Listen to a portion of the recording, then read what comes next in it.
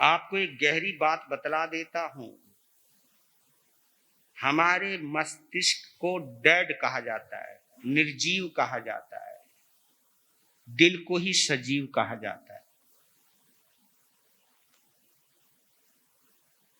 गणित निर्जीव है।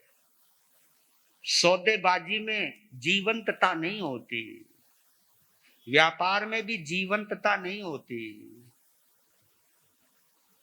जो भी दिमागी खेल है ना, जिसको माइंड गेम कहते हैं, जो भी माइंड का गेम होता है, उसमें सजीवता नहीं होती। क्यों नहीं होती? क्योंकि इसमें संवेदना नहीं होती। इसी से पता चलता है कि मस्तिष्क व्यक्ति को पत्थर बना देता है और दिल ही इंसान को जिंदा रखता है। हम दिल की बदौलत जिंदा इंसान हैं। क्योंकि बुद्धि बोलती है, दिल महसूस करता है। और यह आप जानते हो, पर उपदेश कुशल बहु तेरे, जे आचरहि जन न घनेरे। किसी को उपदेश देना बहुत आसान है, लेकिन उपदेश के अनुसार जीवन को जीना बहुत कम होता है। क्योंकि बोलने में क्या जाता है? बोले हुए को जीना, जिएगा वही जो संवेदनशील होगा। तो समायिक वही कर सकता है जिसकी संवेदना जीवित है। इसलिए कहता हूं कि महावीर का जो ये परम धर्म है, ये केवल हृदय के आधार पर है, संवेदनाओं के आधार पर है। और समायिक का प्राण तत्व है संवेदना। संवेदना निकल गई तो समायिक भी निकल गई। और विराधना जो होती है ना, दिल वाला नहीं कर सकता। संवेदनशील किसी की विराधना, बोलो बोलो, विराधना कर ही नहीं सकता। जो संवेदनशील है, जिसको ये पता है कि बुरा करने का कितनी तकलीफ होती है, क्योंकि वो महसूस कर चुका है और वो रिलेट करता है अपने से कि जो तकलीफ मुझे हुई है वो तकलीफ उसको भी होने वाली है। तो मैं इस तकलीफ को भोग चुका हूं, अब मैं इस तकलीफ को दूंगा नहीं। यही तो सोच समायिक है, यही तो सोच धार्मिकता है। और इसी सोच को डेवलप करने के लिए समायिक का विधान जिन शासन में किया गया है। इसलिए कहता हूं कि जिनेंद्र देव परमात्मा को मानने वाले व्यक्ति संवेदनशील हुआ करते हैं। जिनमें संवेदना नहीं होती, वो भूल जाए इस बात को कि मैं जैन हूं, वो भूल जाए कि मेरा परमात्मा अरिहंत है, भूल जाए वो मेरा वीतराग प्रभु मेरा परमात्मा है। क्योंकि संवेदनशीलता, जहां हमको एक इंद्रिय जीव को बचाने के ललक दी जाती है, तो वहां किसी जिंदे इंसान का अपमान कैसे कर सकते हो आप? किसी के साथ दगाबाजी, किसी के साथ धोखेबाजी कैसे कर सकते हो? किसी को ताना कसी कैसे कर सकते हो? विराधनाएं टालने की प्रेरणा देता है इच्छा कारण का पाठ, और इसके ऊपर पहुंचिए आप। 7 प्रकार की भाषाओं का निषेध किया प्रभु ने। मैं उसके बारे में जाऊं तो 10वें कालिक सूत्र के अंदर मुझे एक लाइन पढ़ने को मिली, वाया, वाया यानी वाचा, वाया दुरितानी, दुरिधरानी, वेरानुबंधिनी, महभयानी। ये उद्विया की प्राण तत्व ऊर्जा है, ये प्राण तत्व प्रेरणा है। ये उद्विया, अभिहया, वतिया, लेसिया, संघाइया, संघटिया, प्रियाविया, किलामिया, उद्विया। उद्विया का जो एक प्राण तत्व है, ये 10वें कालिक सूत्र के अंदर कहा है कि वाया दुरितानी, दुर्धरानी, वेरानु बंधिनी, महभयानी। ऐसे नहीं कहा वाया दुरितानी। इसका मतलब क्या है? दुष्ट रीति से बोले हुए वचन। दुष्ट रीति से, दुष्ट रीति समझते हो? दुष्ट रीति कहते हैं बुरे इरादे से।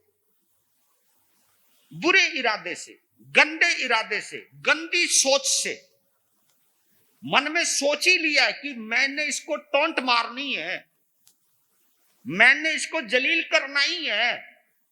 जब ये सोच लोगे तो फिर तुम उन शब्दों का इस्तेमाल करोगे जो सीधे दिल को चुभते हैं, कांटे, क्योंकि शब्दों में फूल भी है।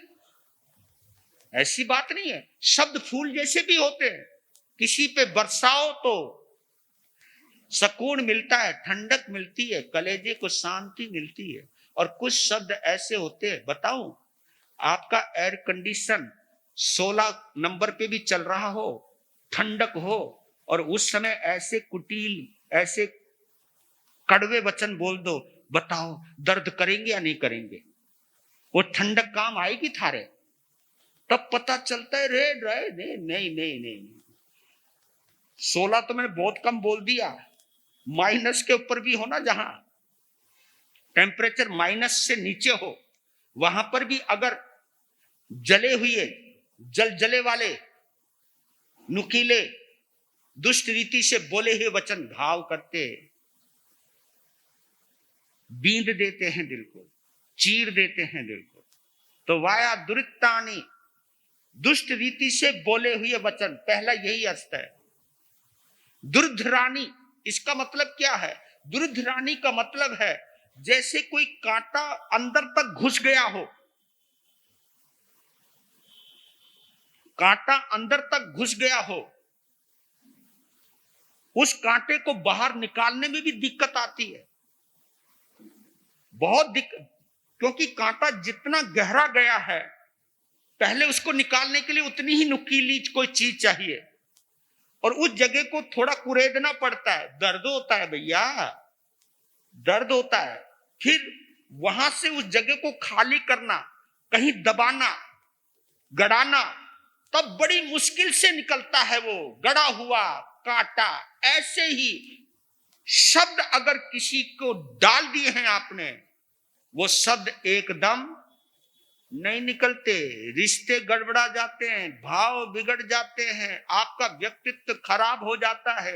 एक बार दुष्ट रीति से वचन आपने क्या बोले, उन वचनों का ये प्रभाव होता है, आपकी काबिलियत, आपकी जो प्रतिभा है एकदम नीचे, आपके व्यक्तित्व का ग्राफ एकदम नीचे आता है। इतना सेंसेक्स का नहीं आता जितना इस तरह से आ जाता है, क्योंकि सेंसेक्स जब गिरता है तो तुम्हारी धड़कनें डाउन हो जाती हैं।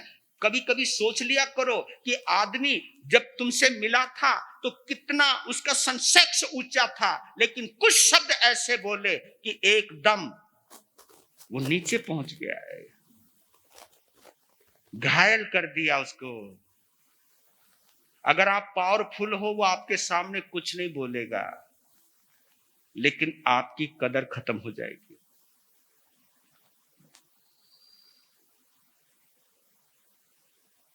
दुर्धरानी के बाद आता है वैरानुबंधिनी।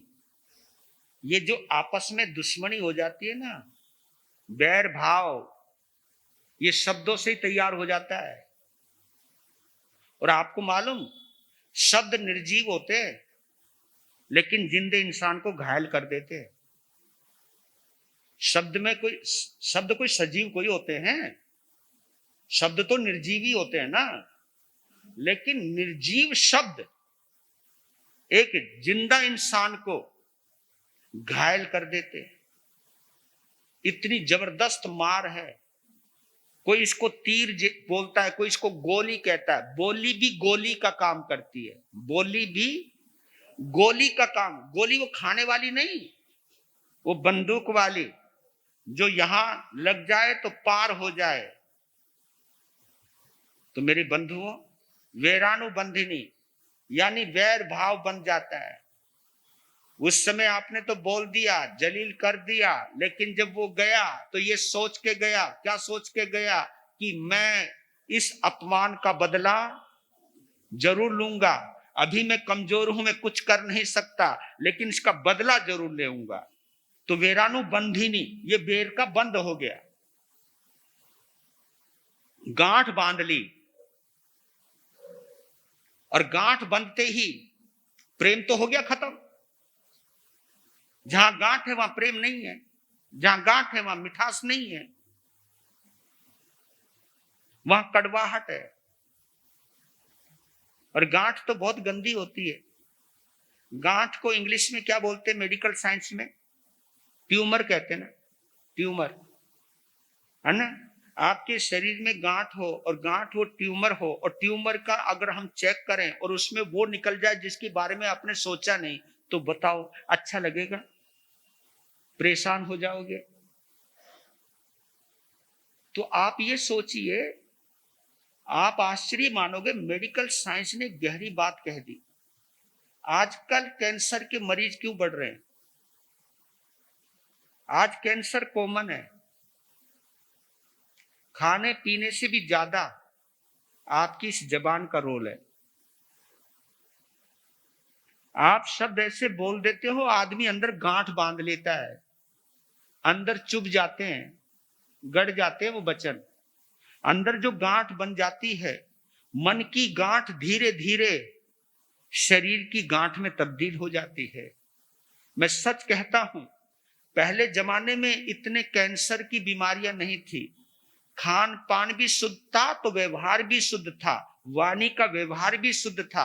अब तो आदमी में सहन शक्ति तो रही नहीं ना बोलने, क्योंकि आदमी पहले सोच समझ के बोलता था, 100 बार सोचता था बोलने से पहले कि कहीं मेरा घर ना टूट जाए, कहीं मेरा परिवार ना टूट जाए, कहीं मेरे घर में अशांति ना हो जाए, कहीं मेरे घर में कलह ना हो जाए। पहले आदमी कलह से डरता था, क्योंकि ये समझते थे, मालूम है आपको क्या समझते पहले, कि घर में कोई जोर से नहीं बोलता था, कोई पड़ोसी ना सुन ले।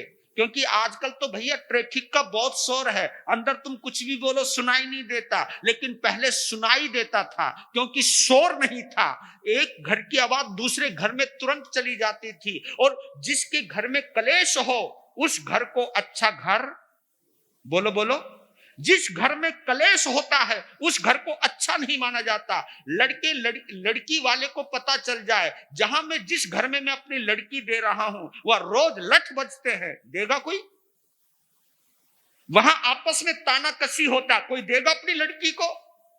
तो आप ये मान करके चले कि आप अपने घर में किस तरह का माहौल बनाना चाहते हो, किस तरह की बहू लाना चाहते हो, या आप अपना घर बनाइए भैया। मैं सच कहता हूं, मैं तो बहुत बड़ी बात कह देता हूं, घर को पहले व्यवस्थित कीजिए, पहले घर को प्रेम से भरिए, फिर समाई कीजिए। कई लोग कह देते हैं कि रमणीक मुनि तो समाज का विरोधी है। मैं समाज का विरोधी नहीं हूं, पर लेकिन मैं उस समाज का विरोधी हूं जिस समाज को करने के बावजूद भी आपका घर का माहौल बिगड़ा हुआ है।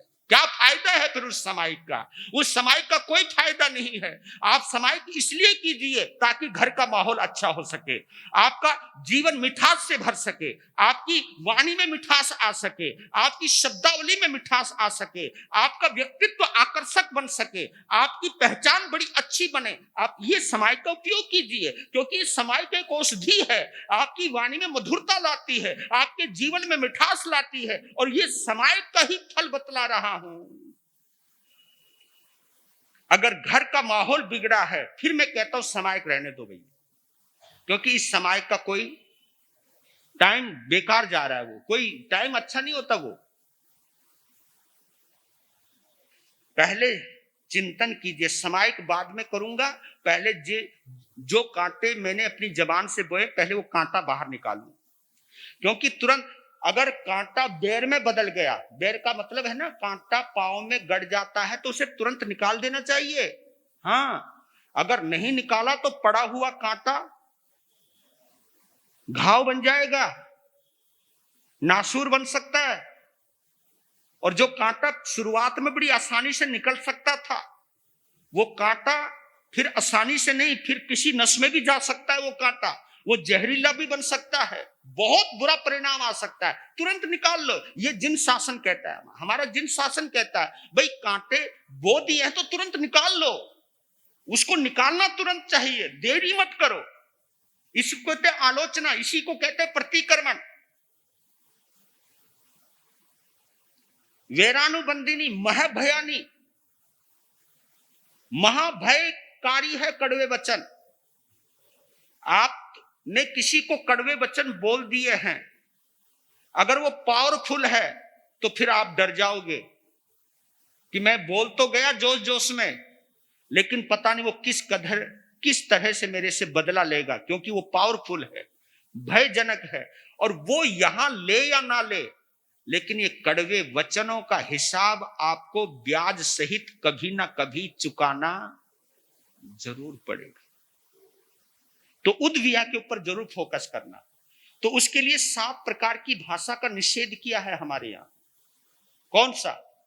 पीड़ाकारी, छेदकारी, भेदकारी, कलहकारी, सावजकारी, निश्चयकारी, मिश्र खोटी भाषा। ये देखो, आपके जैनत्व की क्या पहचान है, आपके खानदान की क्या पहचान है, आपकी समाज की क्या पहचान है। आप गौर कीजिए, हमको कितने प्रकार की भाषा नहीं बोलनी? 7 प्रकार की भाषा नहीं बोलनी। पीड़ाकारी, ये तो बहुत सिंपल शब्द है, जिसको सुनते ही पीड़ा हो, झटका सा लगे, दर्द हो, पीड़ाकारी। और कुछ शब्द होते छेदकारी। ओए होए, पीड़ाकारी शब्द तो एक बार सुनने में बुरे लगते हैं, लेकिन कुछ शब्द ऐसे होते हैं जो छेद कर देते, है ना। और छेद करना तो बहुत, अगर आपकी टंकी में छेद हो जाए, पानी आपके मटके में छेद हो जाए, मटका खाली, मैं जी मटके की बात छोड़ो, है आपकी फ्रिज में गैस लीक हो जाए, क्योंकि ये जल्दी समझोगे आप, क्योंकि प्रैक्टिकल बातें ज्यादा बोलनी चाहिए। कहा मैं पुराने जमाने की बात लेके बैठ गया हो, पर लेकिन आपकी गैस कहीं पर भी लीक हो जाए, चाहे वो एसी की हो और चाहे वो आपकी फ्रिज की हो, बताओ फ्रिज ठंडा हो पाएगा? लीकेज बहुत बुरी चीज है। आपके शरीर में कहीं चीज चुभी और खून निकलने लग जाए, तो उस लीकेज को तुरंत आप भरना चाहते हो? नहीं, तुरंत भरना चाहते हो, ताकि खून निकलना पहले बंद हो जाए, क्योंकि खून अगर निकल गया तो बंदा बचेगा नहीं, खून है तो बचेगा। तो आप ये चीज छेदकारी, तो कुछ शब्द ऐसे होते हैं, आप ये देखिए, उन्हीं शब्दों को सुनकर के ही तो जब छेद हो जाता है, कुछ शब्द ऐसे होते हैं, आदमी अपने आप को खत्म कर लेता है, आत्महत्या कर लेता है, सुसाइड कर लेता है। तो ये शब्द होंगे जरूर ऐसे मर्मांतक, मर्मांतक कहते हैं मर्म को भेदने वाले, मर्म को छूने वाले, जलील करने वाले शब्द। इसलिए कहता हूं कि किसी को मारने की जरूरत नहीं, आप किसी को इतना जलील कर सकते हो, वो सुसाइड भी कर ले, अपने आप को ही मार ले। और मेरे शब्दों को सुनकर के जो मरा है, मैंने उसे मारा नहीं, लेकिन उसकी हत्या का दोष किसको लगेगा? वो मुझे लगने वाला है, क्योंकि उसकी हत्या मेरी शब्दों की वजह से हुई। मैं भी पंचेंद्री वध करने वाला हूं। तो हम अगर इस तरह की शब्दावली का प्रयोग करते हैं, छेदकारी, फिर है भेदकारी, इस चीज के लिए भी हमें बचना चाहिए। भेदकारी के 2-3 अर्थ निकलते हैं। एक, आपकी कोई गुप्त बात मुझे पता लग गई, भेद, आपका भेद पता लग गया, गुप्त बात का मैंने पता लग गया, तो सामने वाला डर जाता है कि पता नहीं ये कब मेरी पोल खोल दे, वो डरा रहता है। अगर आपने किसी का गुप्त रहस्य देख लिया है, पता लगा लिया है, और उस शब्दों को लेकर के, उस कमी को लेकर के फिर किसी को जलील करना, रहने दे तू कितना धर्मात्मा, मैं सब जानता हूं, रहने दे। और ये भेदकारी घर में बहुत भाषा बोलते हो, हाँ तेरी माँ ने ये गुल खिलाए थे ना, तेरे बाप ने ये काम किया था, तुम्हारी हिस्ट्री हमें सब पता है। हाँ? एक बात कहता हूं मेरी माताओं, मेरी बहनों, 2 चीज का जरूर ध्यान रखना। जो बुजुर्ग महिलाएं हैं ना, जो तुम्हारी बहुएं हैं, उन बहुओं के ऊपर है ना, उनके मायके को लेकर के टिप्पणी मत किया करो। आप क्योंकि वो तुम्हारी बहू हो चुकी है। आप काहे को क्यों सुनाते हो, किस लिए सुनाते हो? आपका मकसद क्या हल हो जाएगा, मुझे बताओ तो। अगर उनके माँ बाप को जलील करके क्या तुम उस लड़की का दिल जीतना चाहते हो? क्या अपने घर का वातावरण सही बनाना चाहते हो? और आज तुम उसको ताने मान रहे हो, और आपने ये संस्कार दे दिए हैं कि सास वही होती जो ताने मारती है। फिर वो बहू भी तो कभी सास बनेगी, फिर वो आप वाला नंबर वो भी अपनाएगी। कहा हाँ, ये तो मारना ही पड़ता है भाई, सास का तो काम यही होता है ताने मारने का। तो मेरे बंधु, इससे कुछ नहीं होगा। वो पुराना जमाना गया, अब कुछ भी हो सकता है। रिश्ते टूटने अब बहुत आसान है, अब रिश्ते जुड़े रहने आसान नहीं है, कभी भी टूट सकते हैं। पहले लड़की 100 बार सोचती थी मैं रिश्ता तोड़ू या ना तोड़ू, लेकिन अब रिश्ता तुरंत टूट जाएगा। बोलो, मीठा बोलो। घर वालों को लेकर के, उनके खानदान को लेकर के टिप्पणी मत करा करो। दूसरी बात ये, जैन संतों को भी इस चीज का ध्यान रखना चाहिए। आप लोगों को भी, अगर तुम्हारे पास ज्योतिष की विद्या है, ज्योतिष विद्या उसको कहते हैं कि कभी हम ग्रह चाल को देख करके अंदाजा लगा लेते कि इतने साल के बाद ये होने वाला है, ये हो सकता है ना। तो हमें इस तरह की भाषा नहीं बोलनी, है ना। कभी कभी क्या हुआ, एक जैन संत, पंगा क्या हो गया, उस जैन संत के भक्त के लड़के ने दूसरे संत की भक्त की लड़की के साथ शादी हो गई। अब देखो कहां हमारी मेंटेलिटी, कहां हम संत होकर के भी कितने गिर जाते हैं। तो सोचने लगा साधु, अब तो रिश्ता जुड़ गया, अब लड़की धीरे धीरे उस लड़के को उस संत से जोड़ देगी। मेरा भक्त परिवार तो गयो। अब देखो, जो काम पहले समझा देते, लेकिन अब तो शादी हो चुकी। उसके बाद क्या बोला कि ये लड़की तुम्हारे घर के लिए अच्छी नहीं है, सब बर्बाद हो जाएगा। अल्लाह भाई, मंगल पाठ सुनाना था। संत का काम क्या है? मंगल पाठ। और सुना क्या दिया? सुना ये दिया कि ये लड़की तुम्हारे घर के लिए अच्छी नहीं है, कल्याणकारी नहीं है, सब कुछ बर्बाद हो जाएगा। अब ये शब्द सुनते ही लड़की का दिल, और उससे ज्यादा, लड़के से भी ज्यादा लड़के के मां बाप का दिल खराब। और उसके बाद मंगल पाठ सुनाया। बताओ, अब मंगल पाठ में दिल कोई लगेगा? फिर आए, क्या करें जी, छोड़ दो। क्योंकि गुरु महाराज आप पहले बता देते, उनके नजर तो अभी आया। अब हम संत को ये शब्द बोल, इसलिए मना किया गया संतों को राग में आकर के इस तरह की शब्दावली बोलना, क्योंकि मैं किसी की किस्मत का जिम्मा नहीं लेके रखा। अरे तू संत है इतना ऊंचा, तो देना शुभकामना, देना शुभ भावना, मंगल कामना करना, मंगल पाठ सुनाना। तेरे अंदर भी तो इतनी ताकत हो सकती है कि किसी के बुरे को टाल सके।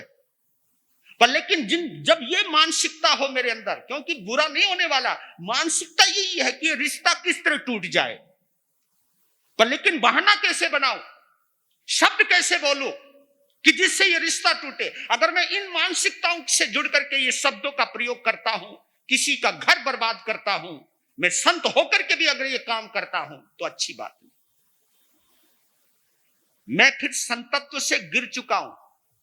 और ऐसा संत चाहे कितनी ऊंची क्रिया हो, कितनी ऊंची साधना हो, फिर भी वो मर के नरक में जाएगा। देखिए, बिना मतलब बच नहीं सकता। मैं बच नहीं पाऊंगा इस चीज से। अगर मैं भी ये काम करता हूं, मैं भी बचने वाला नहीं हूं, दुर्गति में जरूर जाऊंगा। तो इन चीजों का हमें जरूर ध्यान रखना चाहिए कि कोई भी रिश्ता हुआ है, बिना संयोग के कोई रिश्ता होता ही नहीं है। अब हो गया तो हो गया, अब जो होना होगा होगा। अब हम उसे टालने के लिए शुभकामना दे सकते हैं, मंगल भावना भा सकते हैं, हम पुण्य जागरण हो जाए, वो बला टल जाए, ना टले तो हम जिम्मेवार नहीं है उसके अंदर। लेकिन हम इस तरह की शब्दावली का प्रयोग ना करें। भेदकारी, निश्चयकारी भाषा कभी भी संतों को भी नहीं बोलनी चाहिए और आप लोगों को भी नहीं बोलनी चाहिए। ये तो मैं भाषा समिति के बारे में बोल रहा हूं। निश्चयकारी भाषा, प्रॉमिस, हम ये जरूर करेंगे है। संत कोई भी विनती मानता है तो क्या कह के मानता, बोला? द्रव्य, क्षेत्र, काल और भाव। ये शब्द क्यों बोले भगवान ने?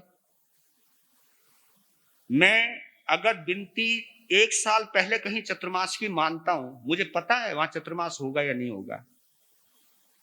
उससे पहले कुछ भी तो हो सकता है, क्योंकि एक पल का खबर नहीं।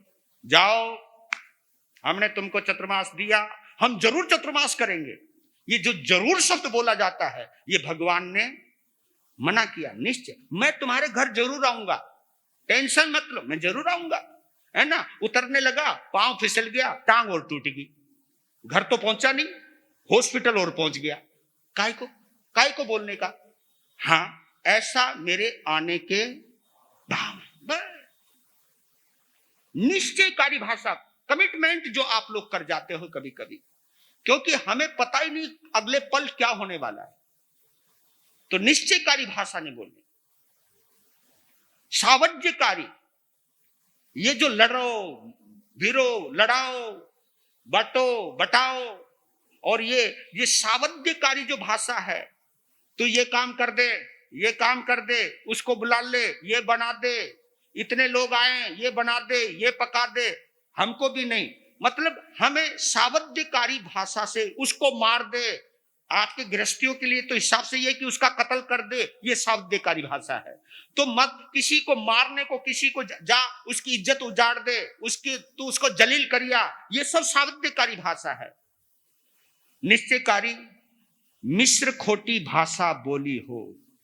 मिश्र खोटी, जिसमें ये मिश्र खोटी मातम, जानते हो कौन सी भाषा? जो तुम आप मजाक बनाते हो, है ना। मैं तो मजाक कर रही थी जी, मैं तो मजाक में बोला था जी। मतलब चेहरे पर मुस्कुराहट है और ताने बड़े नुकीले हैं, है ना। आपका चेहरा देखूं, आपकी बोली का लहजा देखूं, या आपके शब्दों के पीछे छुपा हुआ, इसको कहते हैं शहद लपेटी छुरी, है ना। शहद लपेटी छुरी। अब वो शहद की देखूं, अब शहद लपेटी छुरी चाट तो ली, चाटते चाटते जीभ भी तो कट सकती है। तो मिश्र खोटी मतलब लगे नहीं, पर लेकिन उसमें मिलावट है, उसमें दोगलापन है। ये दोगलापन जो भी होता है, ये मिश्र खोटी भाषा होती है। इन भाषाओं का उपयोग नहीं करना चाहिए। तो ठानाओ ठानम शंका मिया, आज ही शुरू कर देता हूं। ठानाओ ठानम शंका मिया, जीवी आओ बबरोविया तस्मिच्छामी। ये ठानाओ ठानम शंका मिया क्या है? आप इसकी गहराई में जाइए। ठानाओ ठानम शंका मिया, इसमें 2 प्रकार के स्थान की चर्चा की है, 2 बार आया। ठानाओ ठानम, एक स्थान से दूसरे स्थान पर भेजना।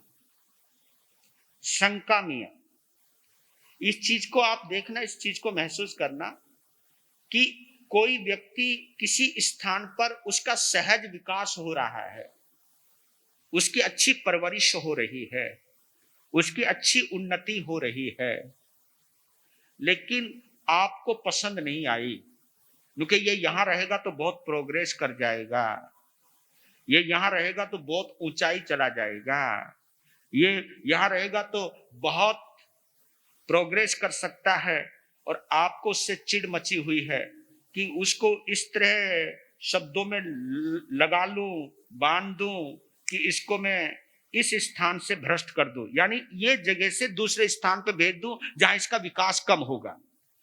मेरा कंपटीटर नहीं बनेगा। ये तो मैं नॉर्मल भाषा बोल रहा हूं, लेकिन वहां तो एक बहुत मोटा सा अर्थ दिया है। मोटा अर्थ मालूम क्या दिया गया है कि खटमल को लेकर के अब किसी ने क्या सोचा कि भाई मुझको खटमल मारना नहीं है, मारना नहीं, अपने हाथ से नहीं मारना, लेकिन मैं ऐसी जगह छोड़ दूं जो अपने आप ही मर जाए। ठाना उठानम संकम, ये जैसे खटमल लिया और बाहर कड़कती धूप पड़ रही है, पत्थर तप रहा है, और उस खटमल को उस पत्थर पर छोड़ दिया और मुंह फेर के आ गया। भाई मैंने मारा नहीं, मैंने मारा ही नहीं। अरे भोलेनाथ, तूने उसको ऐसी जगह तो रखी दिया है जहां वो, बोलो, उदाहरण तो दिया खटमल का। ऐसे कई लोग भी होते, आदमी को बर्बाद कर देते। ना जी, हमने तो कुछ किया नहीं, हमने तो कुछ कहा नहीं, अब उसका हो गया तो हम क्या करें। मतलब इतनी शराफत ओढ़ लेते हैं कि जैसे हमने तो कुछ किया ही नहीं, और जबकि बहुत कुछ कर चुके हो आप। यानी एक तो पाप किया और फिर ऊपर से अपने आप को बड़े दयालु, मैंने तो उसके भले के लिए किया था, अब उसका बुरा हो गया तो मैंने कोई ठेका लिया है। यानी उस स्थान से दूसरे स्थान पर छोड़ देना किसी को जहां वो बर्बाद हो जाए। इसका एक और भी अर्थ निकलता है, किसी के अंदर गलत आदतें डलवा देना। बेचारा सही समाय करता, अच्छा खाता है, अच्छा पीता है, पर लेकिन हमने सोचा कि ये इस तरह रहेगा तो ये तरक्की करेगा, तो कुछ ना कुछ, क्योंकि मैं जैन श्रावक हूं, समाय करता हूं, मैं किसी को डायरेक्ट तो बर्बाद कर नहीं सकता, तो मैं कुछ ऐसा करता हूं कि इसको कुछ गलत आदतें डलवा देता हूं, अपना आप ही मर जाएगा। शराब पीने की आदत डलवा देना, जुआ खेलने का चस्का लगा देना। बेचारी की गृहस्थी बड़े आराम से चल रही थी, अब उसको ऐसा इस तरह का प्रभाव में लाए, उसका धंधा पानी चेंज करवा दिया और थोड़े दिनों के बाद वो बर्बाद हो गया।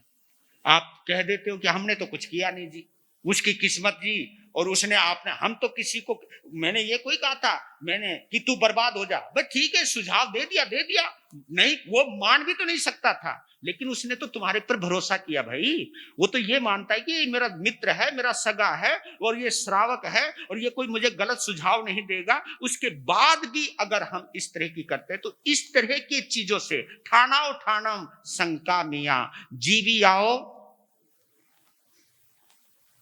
बब्रोविया, किसी की जीविका को ही खत्म कर लेना। क्योंकि जीविका समझते हो, कामकाज, आजीविका, इसको आजीविका भी कहते हैं। जीवी आओ बब्रोविया, हर इंसान अपनी अपनी आजीविका पे जी रहा है। आपका अपना कोई काम है, दुकान है, मकान है, ऑफिस है, नौकरी है, कुछ भी है, आजीविका के आधार पर आपका घर चलता है। लेकिन जिस आजीविका की, जिस नौकरी की वजह से किसी का घर अच्छा चल रहा हो, लेकिन किसी बात से उसके तनातनी हो गई, कोई बैर भाव जागृत हो गया, तो उसकी आजीविका में छेद लगा देना, किसी के ग्राहक को तोड़ लेना, किसी की कस्टमर को तोड़ लेना, और प्यार में आकर के तोड़वाना। और एक चीज और, हम संतों के साथ भी ये चीज होती है, किसी के भक्त को तोड़ लेना। हाँ, ये हम भी करते रहते हैं कि ये उसका भगत है, आने दे, चुपचाप बुलाऊंगा, कुछ मंत्र मंत्र देऊंगा, कुछ ये कर दूंगा, कर देंगे काम, उसको अपने प्रभाव में डालूंगा। देखिए, किसी का भला करना कोई बुरी बात नहीं है, लेकिन मानसिकता अगर इस तरह की है हमारे अंदर कि किसी का भक्त मैंने तोड़ना है, तो ये भी हम संत होकर के भी ये पाप करते हैं। और फिर उसको अपने प्रभाव में ला करके जिसका वो भक्त रहा है उसकी, उसके आगे बुराई करना। तो ये जो चीज आ जाती है हमारे साथ, ये कहीं पे भी गिरावट, श्रावकों में भी आ जाती है, साधु साध्वियों में भी ये गिरावट आती है। तो इच्छा कारण का पाठ हमें हर पहलू से सोचने को मजबूर करता है। समय आपका हो गया है इधर का धारावाहिक, तो आज इच्छा कारण का पाठ, मिली तुम्हें राहत, राहत मिली, वेरी गुड, धन्यवाद। आपको राहत मिलनी चाहिए। कल कुछ और बातें हैं जिनकी चर्चा हम फिर करेंगे। जो गम किसी को हमने दिए,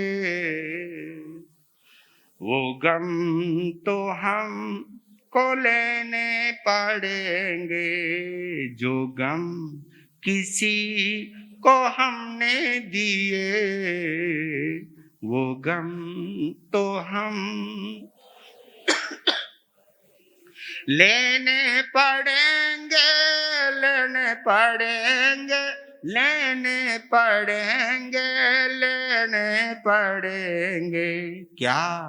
जो गम किसी को हमने दिए, वो गम तो हम को लेने।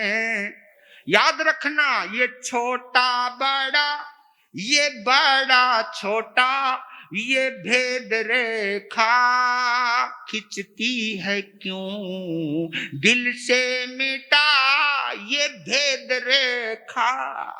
आत्मा तेरी यूं गिरती है क्यों इस राग द्वेषी के लिए। कितने जन्म हमको लेने पड़ेंगे, लेने पड़ेंगे, लेने पड़ेंगे, लेने पड़ेंगे। क्या? जो गम किसी को हमने दिए, वो गम तो हम को लेने पड़ेंगे।